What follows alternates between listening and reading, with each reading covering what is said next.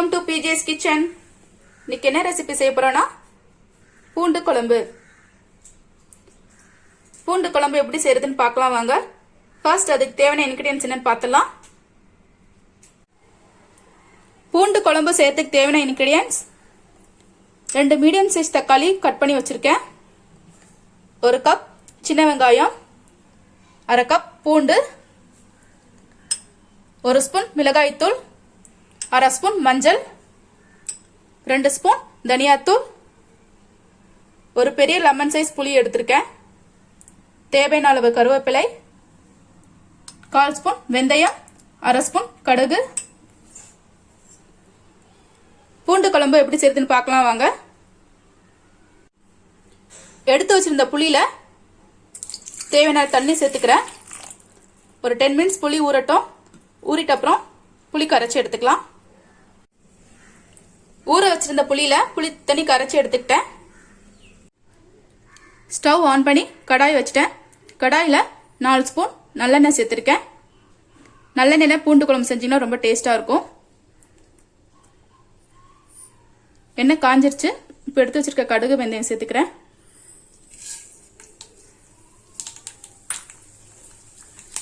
கடுகு பொரியணும்.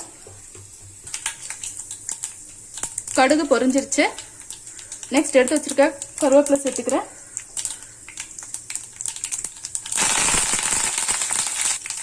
கருவேப்பிலை பொரிஞ்சிருச்சு. நெக்ஸ்ட் எடுத்து வச்சிருக்க பூண்டு சேர்த்துக்கிறேன்.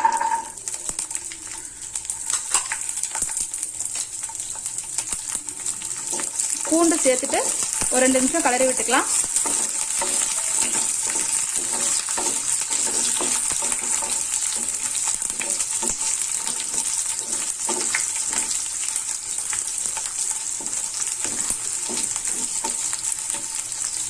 பூண்டு கலர் சேஞ்ச் ஆகிற வரைக்கும் வதக்கிக்கலாம். பூண்டு வதங்கிருச்சு. நெக்ஸ்ட் எடுத்து வச்சிருக்க சின்ன வெங்காயம் சேர்த்துக்கிறேன்.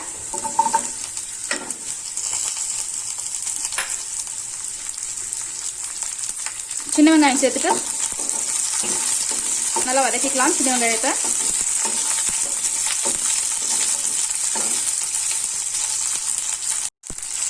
வெங்காயம் நல்லா வதங்கிருச்சு. நெக்ஸ்ட் எடுத்து வச்சிருக்க தக்காளி சேர்த்துக்கிறேன்.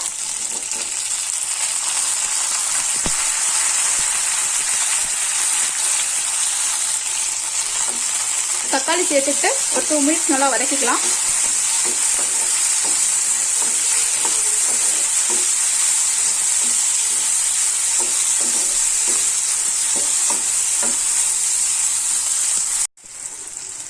தக்காளி நல்லா வதங்கிருச்சு.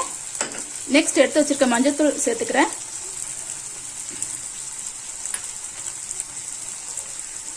நெக்ஸ்ட் மிளகாய்த்தூள்,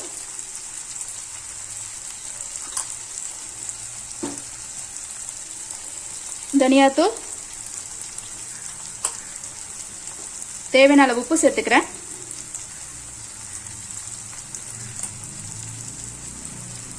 சேர்த்துட்டு இதை நல்லா மிக்ஸ் பண்ணி விட்டுக்கலாம்.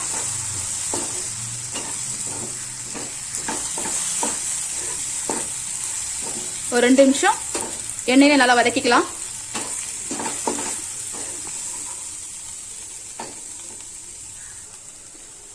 ரெண்டு நிமிஷம் எண்ணெயில வதக்கிக்கிட்டேன். நெக்ஸ்ட் தேவையான அளவு தண்ணி சேர்த்துக்கிறேன்.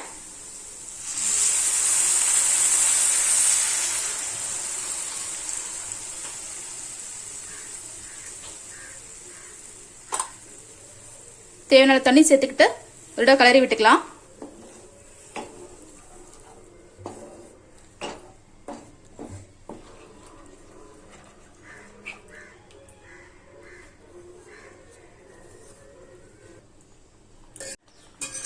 ஒரு 5 மினிட்ஸ் மூடி போட்டு வச்சிடுறேன், மசாலா பச்சை ஸ்மெல் போறதுக்காக. 5 மினிட்ஸ் ஆயிடுச்சு. மூடி ஓபன் பண்ணி பார்க்கலாம்.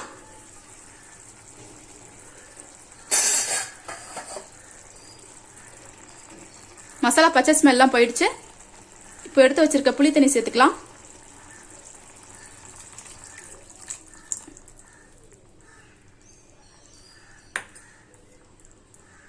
புளி தண்ணி சேர்த்துக்கிட்டு ஒரு கலரி விட்டுக்கலாம்.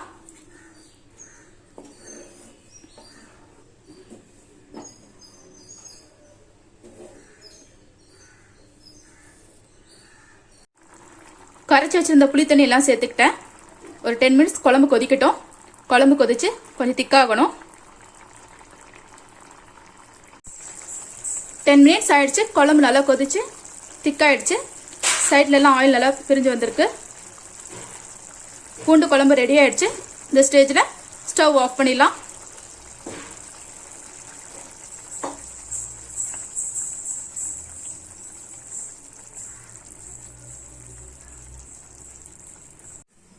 சுட சுட சுவையான பூண்டு குழம்பு ரெடி ஆயிடுச்சு. வாரத்துக்கு 2 முறையாவது இந்த பூண்டு குழம்பு செஞ்சு சாப்பிடுங்க. உடம்புக்கு ரொம்ப நல்லது. இந்த வீடியோ பிடிச்சுன்னா சேனலை சப்ஸ்கிரைப் பண்ணுங்க, லைக் பண்ணுங்க, ஷேர் பண்ணுங்க, கமெண்ட் பண்ணுங்க. தேங்க்யூ.